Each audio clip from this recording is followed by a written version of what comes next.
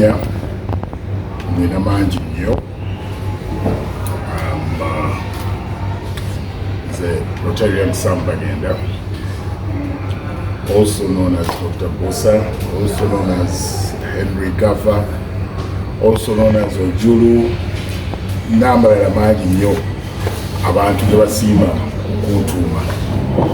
But I'm comfortable with all the names they call me, they use. Ndi wano nzize kusupportinga muwala wange ono Aji Swagga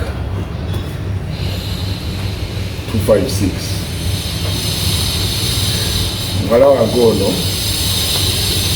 I've seen her years back when they introduced her to me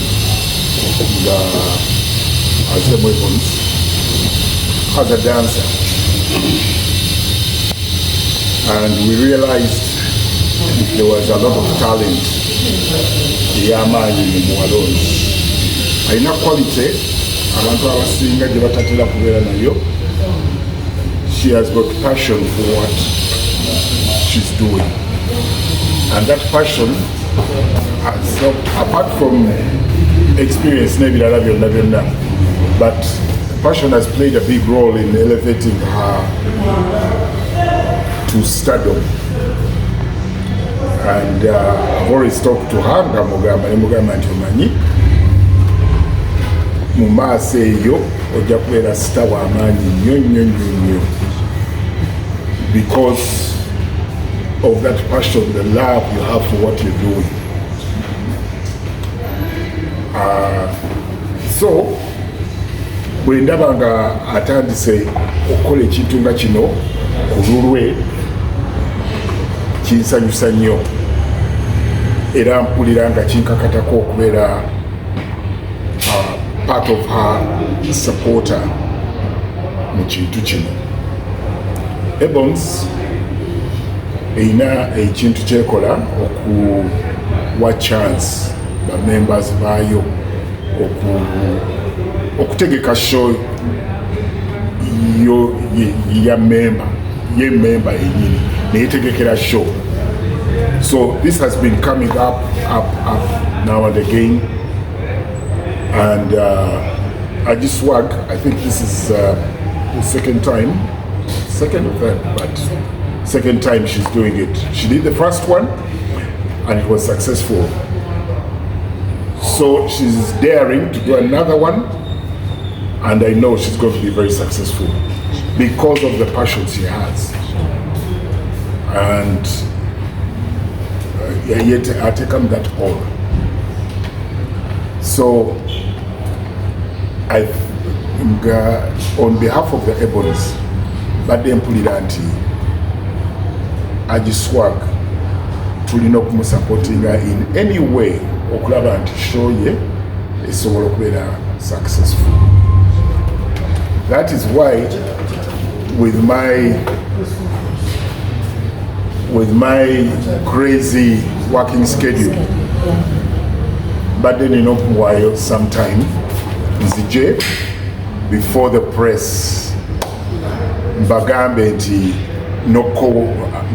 bannange mupushinge her show esobola okubeera successful, ate n'okukowoola abantu out there mujje muwagire Aji Swagga. She has got a lot mu Ebonies.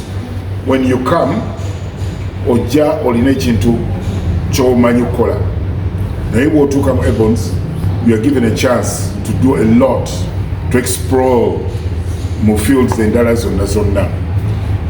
I'll give an example. When years back, when I joined the Ebonies, I was just a singer. But I went into drama, I went into dancing. I think it was dancing, excelling even more. I excelled even more in dancing. But on a serious note, you are given a chance to explore other fields in your good talent. She came as a dancer. era nitumwagala nnyo, and we saw a lot of, I remember when Ajiri had just come mu group, Ebonies yali egenda kutravelinga, and that's when a week before netuma auditioninga. Bwe twaba auditioninga twalaba talent ey'amaanyi mu mwana ono, era owekitiibwa Katende n'agamba nti omwana ono tulina okugenda naye eweeyo. It was just a week before we were to leave. Nga tumaze okukola preparations zonna, n'agamba nti omwana ono tumutwale. Now, she had no passport, she had no visa, she had no everything and so on.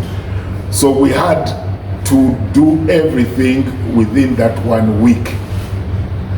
Okuba nti tumala because of the talent gyalina.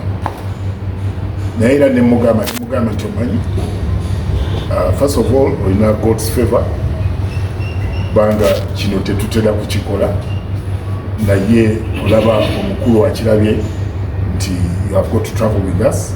That is very good. But because of the passion you have for what you're doing, you are going to, the sky is going to be the limit. And I can see her skying again. I mean, sky really limit. So, Ajiri, nzize kulaga my support for you, for your talent, for your show. Sakata oba ogenda kutusakata migo ffe tugenda kwewaayo ogitusakate on the 23rd wano at your home. It's your home as well, at Theatre Labonita.